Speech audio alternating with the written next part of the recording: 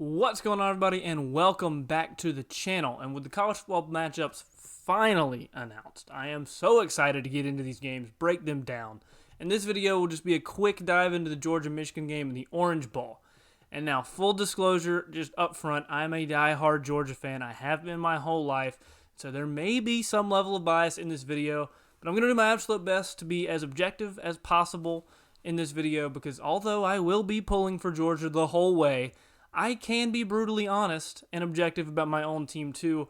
That's kind of what I pride myself on in being a college football fan and observer, is just being objective and honest the whole way through. And that is the whole purpose of this channel for me, is objective college football conversation. So I will do my utmost to refrain from any bias, any fan talk, especially coming off that SEC championship game. You know, I may be a little more harsh than you might expect from a big Georgia fan normally.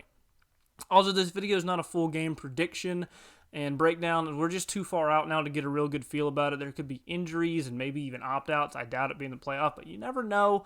That could occur between now and the 31st. So this will just be more of an initial thoughts, serve as a preview for things I'm going to be looking into and going into the game, watching, tracking, and things that I expect to see.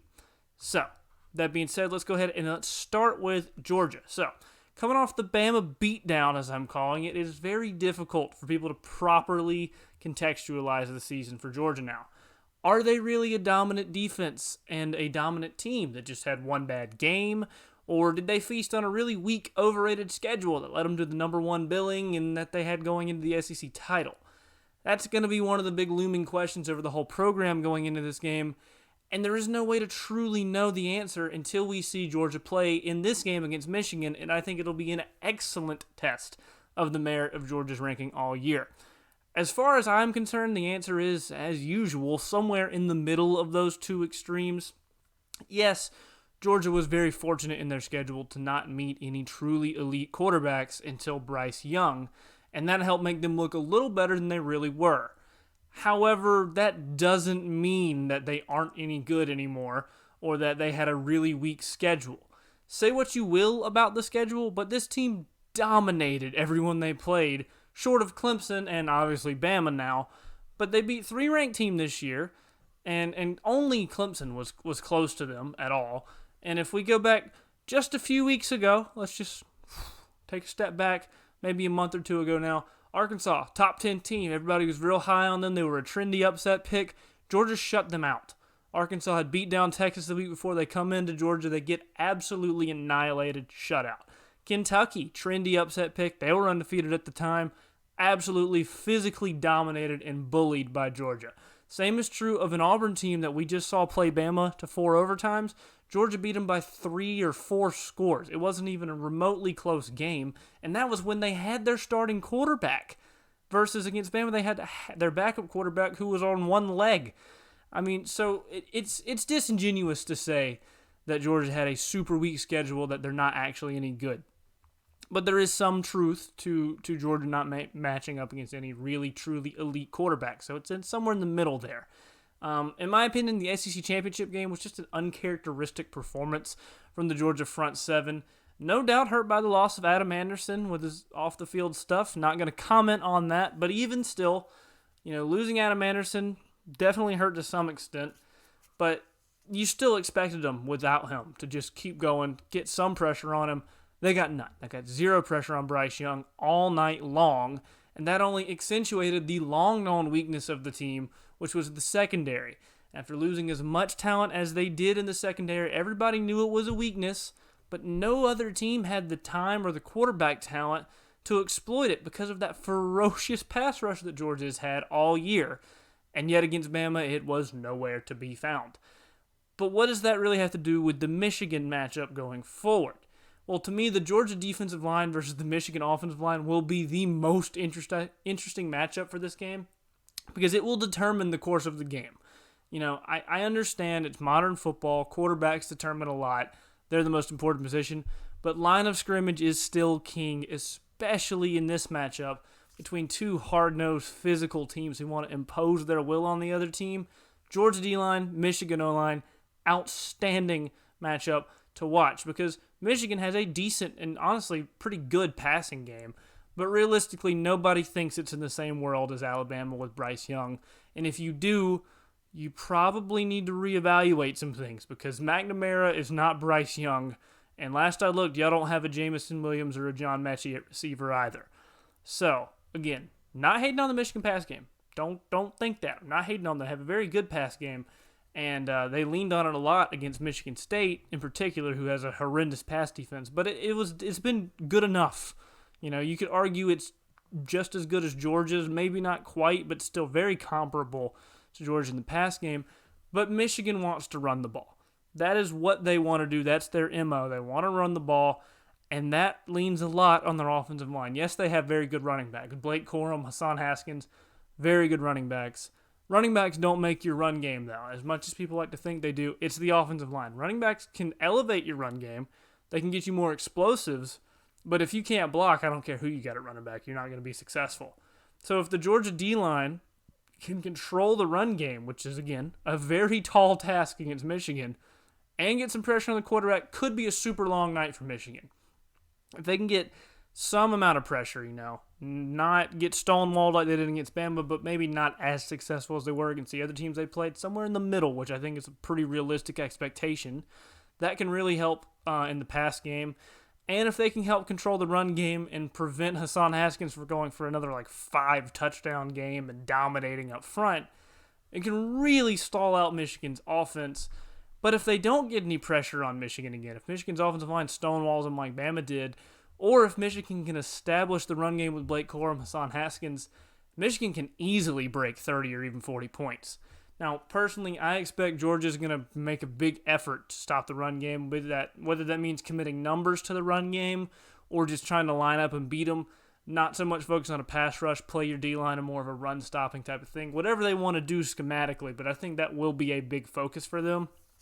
And they will focus on prevent the run game on first and second down so they can pin their ears back on third down, get them behind the sticks, keep their offense off rhythm, use their blitz packages that Georgia's become kind of famous for to get home. But, like I said, that plan could still easily backfire and will be the biggest thing for me to watch because the line of scrimmage will determine this game. And this is the one where I think it's good on good. It's, Georgia front seven, Michigan offensive line, both are very good units. I would give the edge to the Georgia front seven, but we'll see. I mean, Michigan's offensive line has not been anything to laugh at. They're very good.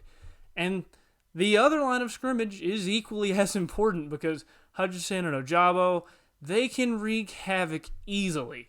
I expect Georgia to be able to run the ball effectively, but not dominantly by any means, and they will certainly need to pass the ball effectively and often, which they're not very comfortable doing. Which brings me to the next big looming issue over this game, which is the Georgia quarterback situation. Can Stetson Bennett really win a playoff game? I'll leave that open-ended for now, but will we even get to find out if JT Daniels he might end up starting. So you may not even get to find out. I've held the belief all year that JT Daniels should be the guy since he took over last season, and that hasn't really changed at all. I love Stetson as a story. I think he's playing to the absolute best of his ability, but he's a walk-on for a reason, and don't get it twisted. This isn't a Baker Mayfield walk-on type situation. His arm talent is below average even for the college level at the Power 5 level at least, and his legs are decent, but they're not nearly enough of a game changer to make up for his inability to handle pressure in the pass rush and to throw the ball downfield. I'm so sick of the narrative about Stetson Bennett's legs. Yes, his legs are good. They can help get him out of sacks every now and then. They can help extend plays. He's not Lamar Jackson. He's not Justin Fields. He's not even Joe Burrow or Bryce Young. He's a decent to above average running quarterback. It's not enough to be a real game changer, I think. It just maybe makes one or two plays. But I don't know. He doesn't really have the arm talent to make those plays anyway, even if he can, evade the pass rush long enough to get a receiver open. And Michigan is more than equipped to exploit that matchup with a very, very good pass rush. I mean, their pass rushers are top-notch, especially Hutchinson. I mean, he's going to be in New York for the Heisman. I don't think he's as good as Will Anderson. Just throwing it out there. Don't think he's as good as Will Anderson. He's still a beast, and he's not the only one. That whole Michigan front seven is very good. I think Georgia has a very good offensive line. I don't think they're a great offensive line. That is another matchup that's going to be super interesting. to watch. If Michigan can dominate up front defensively, in particular in the run game, and get some pass rush, especially if they can get pressure with 4, Georgia's offense is going to struggle. I mean, they're going to struggle a lot. Very, very similar to what I was just talking about with Michigan's offense on Georgia's defense. These two teams, they're so similar. It's crazy. They are very, very similar teams in the way that they want to get things done, the way they want to score, the way they want to play defense. It's a very interesting matchup to watch. So now let's focus a little bit more on Michigan. I've touched on it already, but the Michigan offensive line will have their hands full with the Georgia defense, even though, like I said, the Michigan offensive line is very good. If they can establish the run game behind that offensive line, they have potential to take control of this game, grind out a victory, especially if they can keep McNamara off his back. That's going to really increase their chances. However, I don't expect them to just physically dominate like they have against Iowa and even really against Ohio State. They kind of lined up against Ohio State, pushed them around, and said, we're the tougher, more physical team here. Not going to do that against Georgia. They might. I mean, we don't know. Games played for a reason. I'm going to tell you going into the game, though, if they do that against Georgia, I will be beyond shocked. I'm not saying they're not going to be effective, but they're not just going to physically dominate the game either. If they can get a little bit of an edge here, though, even just a small edge, it will work wonders for their offense because it'll help them stay on schedule, keep the run game going, keep them out of third and obvious passing situations where Georgia goes crazy with their blitz packages that can really mess up that Michigan offense. I don't expect their offense to throw the ball with the same effectiveness as Alabama did. Again, I don't even think Michigan fans expect that, to be honest, at least not logical Michigan fans. But they will likely be effective in passing the ball when they need to be. I don't think that they're going to be just an anemic passing offense. I think they will be effective. Not going to carve up the defense, but they're not going to be completely stonewalled and ineffective either. I think the biggest factor to watch in the pass game is if they can control the pass rush on third downs. If they can avoid getting sacked on third down, which is really going to come up to can they stay out of third and long. If they get in third and obvious passing situations, it's going to be tough, even with as good as the throw line is, to stop the pass rush. So controlling the pass rush, particularly on third downs, avoid the third down sacks, keep out of negative plays on first and second down, which comes with establishing the run game for them. I think those are going to be very, very interesting things to watch. Overall, I think that their offense is going to be effective, but not as much as Bama. Probably somewhere between 17 to 31 points, assuming no turnovers. 17 if their run game struggles and they can get put into some third and long, struggle a little bit in the pass game, give up some sacks. But if they can stay on schedule, maintain their balance, stay effective both run and pass, they can easily get to 31, maybe even more. I doubt they'll get to a lot more, but it could happen. I mean, we just saw it with Alabama. It could happen. My guess would probably be more on the 20 to 24 side of that number, but we'll see. That's why they play the game. It's just something that I'm interested to see because the line of scrimmage is going to mean so much on both sides of the ball in this game in particular. The Michigan defense is also going to be exciting for me to watch as Aiden Hutchinson has quickly become one of my favorite players to watch this season. He has a real ability to be a game wrecker anytime he lines up. I mean, he absolutely took over the Ohio State game. It was insane. His matchup with the UGA tackles is going to be very interesting to watch, along with the rest of the Michigan front seven against Georgia's offensive line. One thing that's going to be very interesting for me is I know Georgia utilizes their tight ends in a multitude of ways.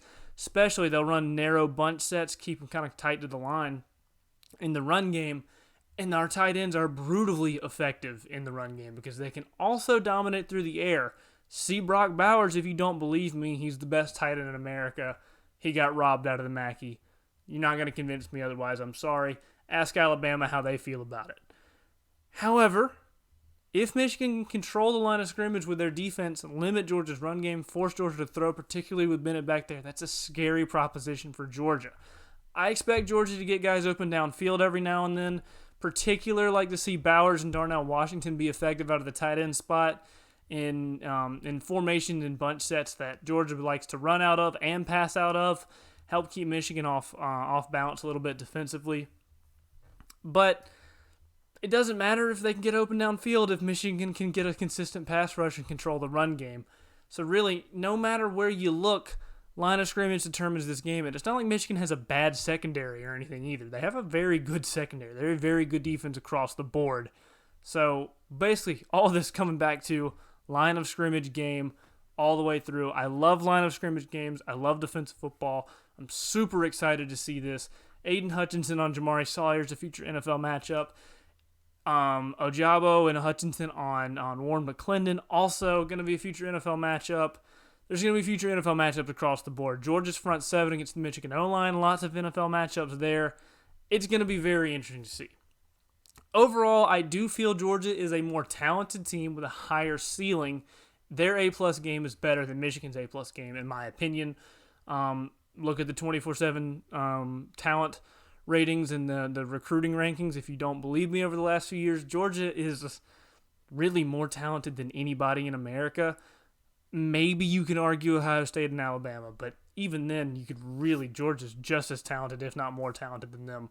So Georgia has a talent edge, but Michigan's coming off a great win. They have the better quarterback right now, and both teams look to be physical, impose their wills on each other, and they play defensive, low-scoring football. And in those kind of games, one play, special teams, one turnover, easily flips the script, can completely flip the game plan on its head. And it's going to be super interesting to watch. I think whoever can physically beat out the other team up front on both sides of the line of scrimmage will control the game and will likely win it. I just can't wait to see it. Regardless who plays quarterback for Georgia, I don't think it's as imperative in this game as it would be if they were to play Bama again. But, like I said, line of scrimmage controls this game. Super excited to see all the matchups. Just cannot wait to get into this game. I'm just going to be a great matchup all the way around.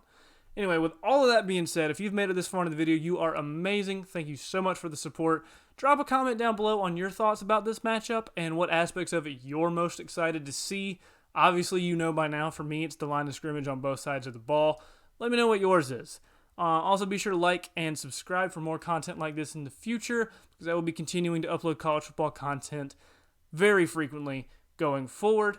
Anyway, like I said once more, thank you guys so much for watching, and I will see you all next time.